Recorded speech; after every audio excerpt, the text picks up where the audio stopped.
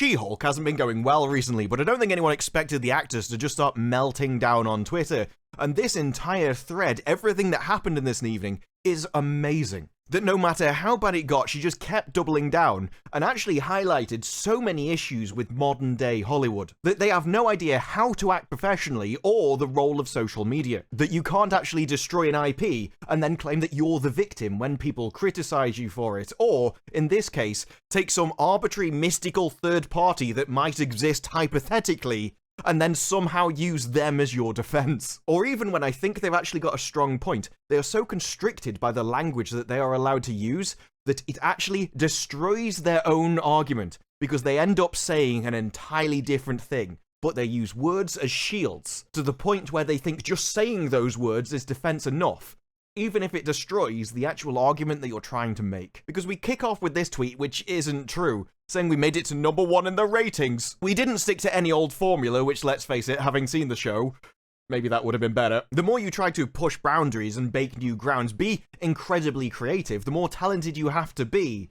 Sometimes it is just better to stick to an old tried and tested formula if you know you can't actually do any better. But no, don't worry about that, we made it to #1 in the ratings. Which ratings were these? Well, apparently she tops Weekly Whip US Streaming Originals charts. That's right, if you're the fastest person with one leg who likes Star Wars, Babylon 5 and Star Trek, who can watch them simultaneously on 3 TVs in the middle of Atlantic, that means you're the fastest person in the ratings. It really is amazing where you can top the chart if you just add on enough qualifiers to the end, isn't it? And that is definitely what we got with this chart, which puts it above Andor, Cobra Kai, Lord of the Rings. Look, everyone knows what I think of Rings of Power, but surely it gets more viewers than She-Hulk, right? And you find out, oh yeah, it probably does, because the streaming originals rankings are determined by streaming original TV with the greatest share of views in the given week among a balanced panel of US viewers of the TV Time app.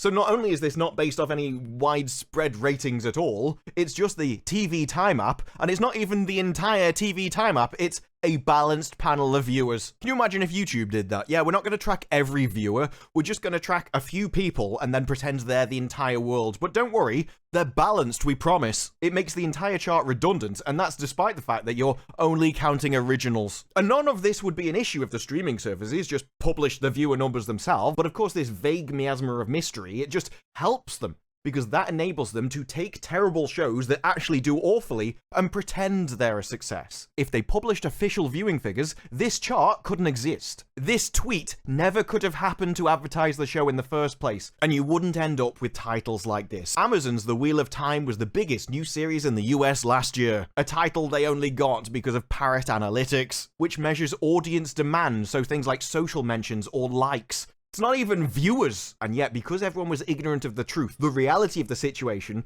it allows third parties to just collect their own metrics, and then it can be published as if it's a fact, because, you know, somebody said it. It takes some gall, doesn't it, to use charts from third parties which you know are objectively incorrect, because you've got the viewing figures, but you're like, well, you know, it supports the narrative that we want, so we're going to report it as the truth anyway. With this in mind, you can understand why there was some backlash to this tweet, bragging about things which everyone knows isn't true. Because we've seen the show. And despite the fact that you think, no, we've made a lot of people happy, a lot of people love it, it's based off numbers. It's not enough that you just made some people happy and some people like it. You actually have to make it a profitable success. It needs a big enough market, a big enough audience. That requires a show to be objectively good, and objective quality does exist. Quality isn't subjective. You can like a show, but it can still be awful. The whole idea that just because people have subjective opinions, objective reality doesn't exist is so farcical, I've never really understood it myself. But if you take the John Wick movies, I love the first 2 John Wick movies. I think the action is incredible. But if I'm judging it on the script, it's not good, is it? But John Wick isn't really meant to be judged on the script. It's an action movie. It's supposed to have good action. Its script or the story is almost secondary. It's just kind of there to move you on to the next action scene. It does what it intends to. It's meant to provide you action set pieces, and it achieves its goal. Just like She-Hulk is meant to be a comedy. Have you laughed? Sure, it can make a lot of people happy and they can love it. But did they laugh? Please, if you want to prove me wrong, get all the staff and the cast together in a room and stream yourself doing a watch party of the show, because I genuinely have no idea where you're supposed to laugh in this show. I would just love to see your laugh track, so I know where the comedy bits are meant to be, because so far, I haven't really found them. Except this line from Titania, which I still think is awesome. I love that you never make any effort at all. And by the way, I am really hoping that you get a season 2. I would love it. Like, non-ironically, I really want you to get a season 2. I actually look forward to Thursdays because I know making the videos are going to be hilarious. That's where I get my entertainment from. But when the backlash came for this tweet, it just shows that Hollywood no longer understands their job or their role when it comes to business and customer. They don't even know how to be professional. And I think we saw this in She-Hulk. This is not how a lawyer is supposed to act, but they're just used to being them. And I actually have no problem with this to a degree. Everyone's entitled to a separation between their personal and their professional lives. The issue is, that's not what this account is. This account advertises She-Hulk. It's got She-Hulk as a banner, and it clearly says, "This page is for my work now." So this is her professional account. This is the one that represents Marvel. You have taken the She-Hulk brand, and now what you say actually represents the brand that you're in. What you have turned this page into customer service, customer front-facing. Just like if you walk into a supermarket and talk to one of the staff members there, you don't expect them to tell you to piss off. Now, she has separated off all her other things into a different podcast, and so I'm not going to bring that into this because you have separated it off. Fine. Doesn't represent the brand. That's your own personal opinion. Everything else on this page does, because of this. And so, in a customer service role, you probably just shouldn't be telling people that you don't care about their opinion. Because, you know, you got to live your job, you got the great project you did, and most of all, you got paid. My cup is full. How is your life going? Anyone who's ever done customer service knows people will come at you with an attitude. You know what you do? You remain professional because that's your job. That is actually what you get paid to do. Now, I can understand why Marvel want this account to be representing She-Hulk and pushing She-Hulk. I mean, with 1 million followers, it's free advertising. Of course they want you to push it. But it does mean you should actually watch your tongue, and I've considered this with my own channels. I thought about how I would react in the same situation, and I realized, no, it's not the same. This channel is me. I'm not a brand. I'm not representing a multi-billion-dollar company. This channel is me and my opinions. If I reply in the comments or on Twitter, I'm still speaking as me. I speak the same way there as I would if I met you in real life. I'm not trying to be a business or corporate. I'm just trying to be me.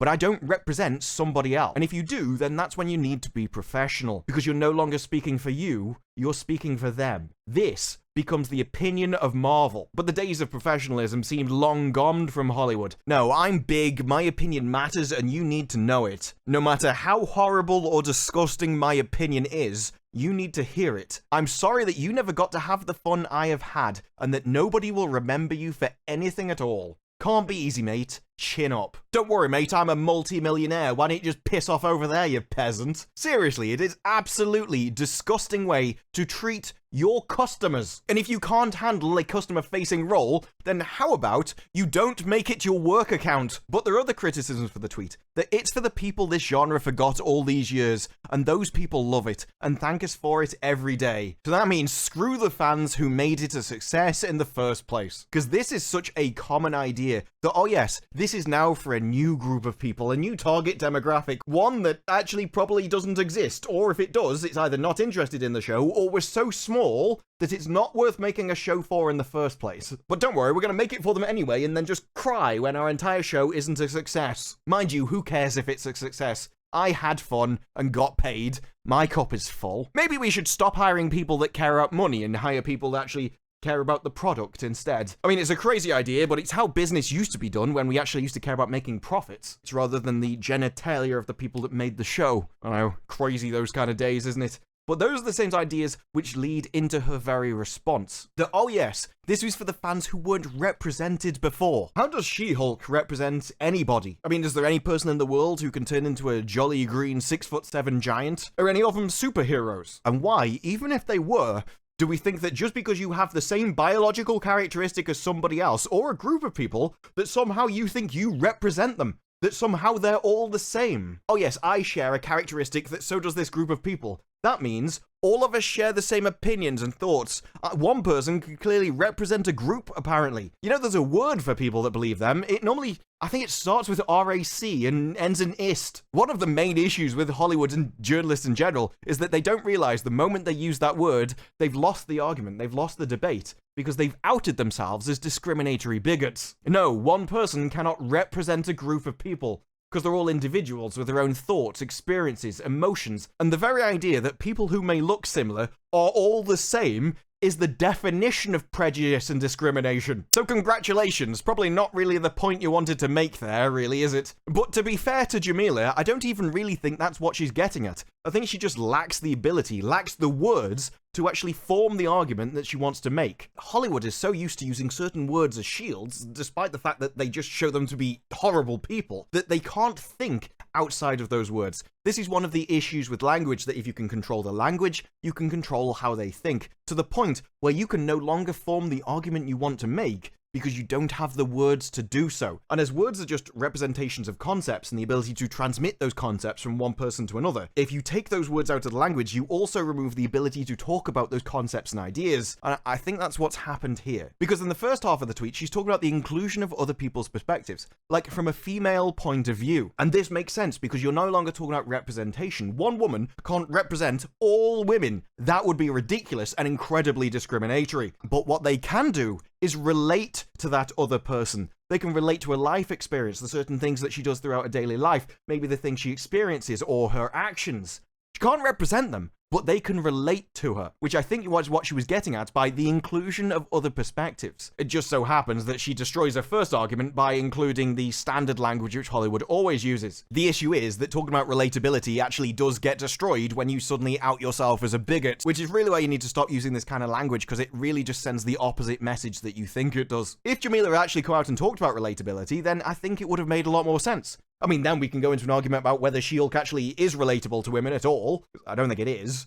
But I do think it's relatable to a certain demographic. If you are in a similar demographic to the writers, I think She-Hulk probably is very relatable to you, especially if you live in California. The issue is that the show is relatable to such a narrow group of people that not many people can like it. They've made it too specific. It's too much like them. It's actually not relatable to women. It's relatable to people who have basically lived the same life as the author, which actually means that even if you do go on to talk about the representation in the same tweet, the only people represented in this is the writers. But please, no, prove me wrong. Do a watch party. Show me where you laugh in the show. I would love to see it. But over time, she does kind of begin to calm down, stop attacking people so much, and instead start trying to convince people that, no, when you talk to me, you should conform to how I want you to say it. Which is weird, I've got to be honest. The whole idea that, well, if you talk to me this way, I'm going to talk to you back that way. It's like, no, that's not how customer service works. You should probably just mute them, to be honest, if that's what you want to do. You want to remain professional, and you should because you're representing your brand. You shouldn't reply to people like that, especially not replying in the same way they're talking to you. You can't convince people to talk to you in a certain way. The best you can hope for is a general level of understanding that if you want a civil conversation, you should approach them in a civil manner. And anyone that hasn't actually reached that level of civility is probably someone you should just be muting and not engaging with in the first place. But out of all of this, one of her strangest comments was about the men in the show. When someone asks if the marketing staff can stop vilifying fans as toxic or man babies, she says, interesting how you should see it that way, considering so many great men in the show. Like who, for example? Please, can we see the masculine man in the show? I would love you to point him out. What exactly is your idea of a great man? Just like I want to know where you laugh, I want to know what your idea of masculinity is in She-Hulk, because I can't think of a single one. I can think of lots of weak, pathetic, easily dominated and defeated males. Not so much great men, though. Not anyone I'd call a role model or someone to look up to. No sort of great example of masculinity. And hey, it's your show. If it's a show for women to relate to, I can understand why there wouldn't be any there. But if you're gonna do that, at least let's not pretend that they're in it. That doesn't make any sense, does it? But then we get, oh no, we're not talking about all of them, oh no. It's a very specific group we mean, who unfortunately proved our point by how they engage with us. Yes, I should be able to insult you, and then when you know I'm insulting you and respond, well, you've just proved my point that I was talking about you, aren't you? Yes, you would actually just let me insult you without responding at all if I wasn't talking about you. By defending yourself, you've proven my point. It's odd how that works, isn't it? I don't know whether people think this is an intelligent argument or that it's not very transparent or that literally everyone in the world can see through it. You're not smart when you say this, you know. Being passive-aggressive isn't impressive. Everybody knows what you're doing when you're doing it. Just because you've left yourself enough wiggle room to go, oh no, I didn't actually mean that, or I didn't mean you, doesn't mean that everybody doesn't understand what words mean. You're not talking to 3-year-olds. Just because you want to insult people without actually taking responsibility for it or accountability for it, doesn't mean that we're not going to hold you to it anyway. Because regardless of whether you believe it or not, objective reality exists. And so people will call you on it. And this whole thing, I do not understand at all. Did you even see the swipe episode? In fact, when you say this, I just think you don't know what the word means, to be honest. But then we actually get to see her softer side when she's like, oh yeah, maybe I shouldn't just attack everybody. I should probably calm down and start explaining things, acting like a normal human being. Says, actually, I want to hear and engage with critics so I can learn. She values Marvel fans. She just doesn't want people to criticize her in a way that she doesn't like because it brings up her defenses. And this is the issue with not being professional. But this is an attitude that has been lost from Hollywood because they don't see themselves as customer service. They don't see people as customers. They just see numbers. They see charts, how many millions of people. And the individuals, the people with opinions in that, gets lost. Oh no, I only want to hear from you if you do it a certain way, if you have a certain opinion, if you approach me in a certain manner. Well, unfortunately, you're the one that made this account and got 1 million followers and then made it your work account. That means that you're going to get everybody of all sorts talking to you in the same way. And you can't come out and just attack them. People are going to talk to you however they want. It's up to you to come up with ways to actually deal with that. Because everybody gets it who's online, and it's not going to change. And even when people come back and deliver things in exactly the way that she wants them to be said, in a nice, bullet-pointed, polite, non-controversial way, she goes, this is actually thoughtful and clearly delivered. Not so hard, is it? If someone listens to you, takes your point on board, and comes back in the exact manner that you've been asking for, there's no need to be a prat back at them. But I demand you respond to me in a certain way, so that way I can just mentally write things off. Yeah, thank you for putting I think beforehand, because you're so entitled to your opinion. Not everything is for everyone. Yeah, I'll allow you to talk to me, allow you to criticize me, as long as you make sure that you say it's your opinion. I've never really understood it myself when people go, well, in my opinion. No, I'm going to say your show's trash, because I don't need to say I think your show is trash, or my opinion is your show's trash. You know that. That's redundant. I'm the one saying it. How else am I going to be saying it? If I want to say that something is objectively trash, then I'd probably say it's objectively trash. Like, She-Hulk is objectively awful. That's not an opinion, that's a fact. The writing in this show is awful. That's not my opinion. She-Hulk is objectively not funny.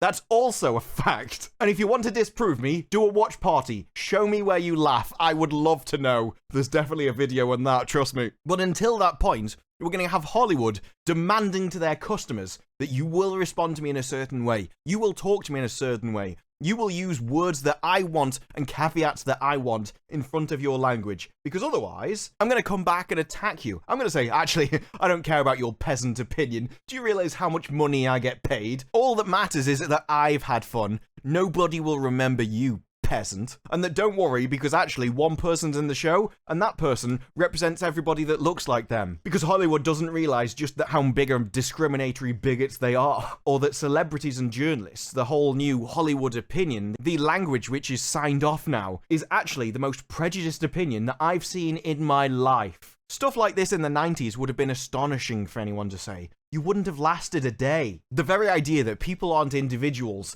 that one person can appear on a screen and just represents an entire group because they're all the same, is so horrifying. It always amazes me when you dare to come out with it, as it just outs you for what you are. And quite frankly, the entire thing I find disgusting. The fact that you think you can go there and sit on your moral high ground and talk about how, no, I value other people's opinions. After everything that you said before, you try and twist it, turn it round, go, oh no, you're all entitled to your opinions. By the way, this one person represents all of you because you're not individuals, you're all the same. It's disgusting. And I'm someone who thinks comedy can say literally anything, and that there is no such thing as a joke that's too far, because it's a joke. It's what jokes are meant to do. And here is exactly where you use it as an excuse, that it's all jokes, folks. This is a comedy. Anything we say, it's just a joke. And yet I guarantee that if we actually dug into the opinions of your showrunners and your authors, that it's not an opinion they would share, that a joke can say anything, that you can do anything with comedy, that, oh, you love to use the excuse when it's beneficial to you. And yet when it comes along to something else, oh no, that's too far. You can't say that. That's offensive. You don't get to pick and choose when rules apply to you. And you don't get to use other people's principles as your own as a defense. Especially when you don't hold them yourself. Well, those are just my thoughts. What are yours? Let me know down in the comments below. Like the video if you like the video. Subscribe. More videos like this in the future. And I will see you in the next one. Bye-bye.